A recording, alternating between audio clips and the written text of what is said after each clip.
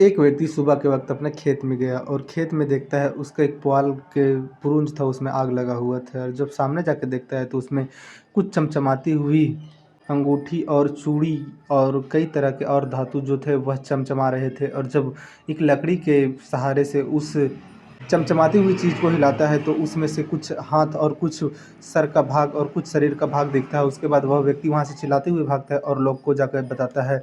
वहाँ कई सारे लोग आते हैं और जब लकड़ी की मदद से उसको टटोलते हैं, उसको बाहर निकालते हैं तो पता चलता है कि यह एक इंसान का लाश है। उसके बाद पुलिस को खबर किया जाता है, पुलिस आती है और पुलिस कुछ चीज़ से पहचान करती कि यह जो है वह महिला का लाश है, इसलिए कि गहना जेवर पहनी हुई थी और सुहागन के रूप में थी। पुलिस फिर उस बॉडी को कब्जे में लेती है और उसे पोस्टमार्टम के लिए भेज देती है। पुलिस इधर छानबीन करने लगती है कि यह जो महिला है वह कहाँ की है। तो पता चलता है एक महिला लापता है। उसके बाद उस महिला के घर पुलिस जाती है, वही जो जेवर मिले थे वो जेवर को लेकर। लेकिन उस घर में एक बूढ़ी माँ थी जिससे पूछा जाता है और जेवर दिखाया जाता है तो वह जो बूढ़ी माँ थी वह इस जेवर को पहचानने से इनकार कर देती है। उस बूढ़ी माँ का पुतोहू थी, वह लापता थी।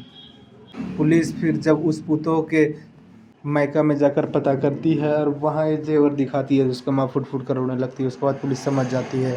कहानी को पूरा सुनने के लिए वीडियो को पूरा बने रहें। नमस्कार दोस्तों, महाराष्ट्र के नागपुर में एक परिवार रहा करता था जिस परिवार में टोटल 4 लोग होते हैं।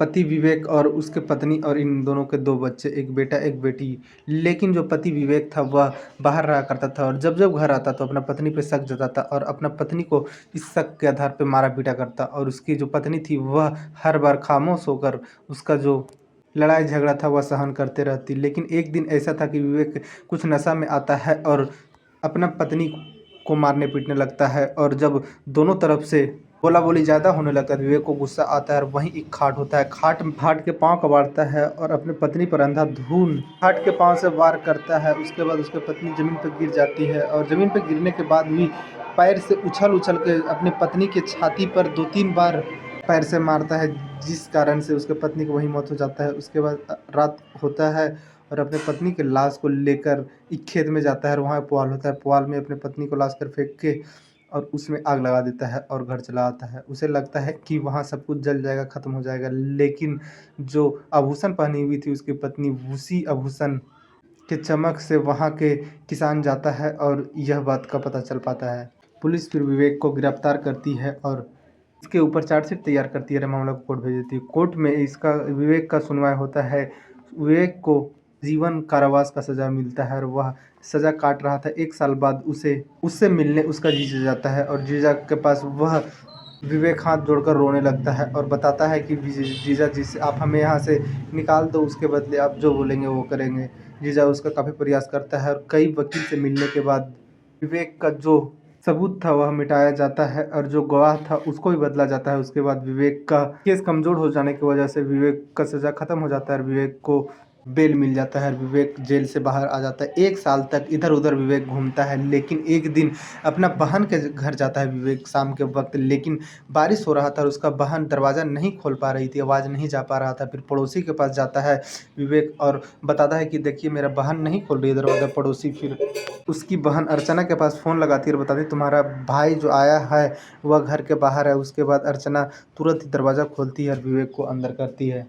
रात हो जाता है और विवेक को वहीं रुकने के लिए बोलती है और विवेक को खाना बनाती है विवेक के लिए और सारा परिवार के लिए, और सबको खाना खाकर सोते हैं। और सोने के बाद 1 बजे के आसपास विवेक का आँख खुलता है और विवेक उठकर अपने मोटरसाइकिल के पास जाता है और वहाँ से एक रॉड निकालता है अपना मोटरसाइकिल की डिक्की से और अपने जीजे का खाट के पास जाता है और अपना जीजा के ऊपर ताबड़तोड़ वार करता है, जिससे उसका जीजा का वहीं मौत हो जाता है। उसके बाद बहन के पास जाता है, बहन को भी ताबड़तोड़ मारता है जिससे उसका बहन का भी मौत हो जाता है। उसके बाद भागना और भगनी को भी मार देता है और गलती से अपना बेटा को भी मार देता है, जिससे उसका बेटा का भी मौत हो जाता है। और जो अर्चना थी उसके सास को भी मार देता है। बीच बचाव में जो आ रहे थे सभी को मार देता है। जब आसपास के लोगों को पता चलता है और हल्ला हो जाता है तो विवेक अपना मोटरसाइकिल छोड़कर दीवार फांद कर भाग जाता है। पुलिस आती है और उस जगह को मुआयना करती है, सारी बॉडी को कब्जे में लेती है और इसका पोस्टमार्टम करवाती है और पता चलता है कि जो विवेक 1 साल पहले जेल से छूटा था उसी का कांड है। उसके बाद विवेक को ढूंढने के लिए पुलिस काफ़ी प्रयास करती। 1 साल तक विवेक इधर-उधर छुपते रहता है, लेकिन एक मैसेज के ज़रिए पता चलता है कि विवेक लुधियाना के शांति नगर में है। पुलिस वहां जाती है, विवेक को उठा कर लाती है और इसके ऊपर फिर से चार्जशीट तैयार करती है और मामला को कोर्ट भेजती है।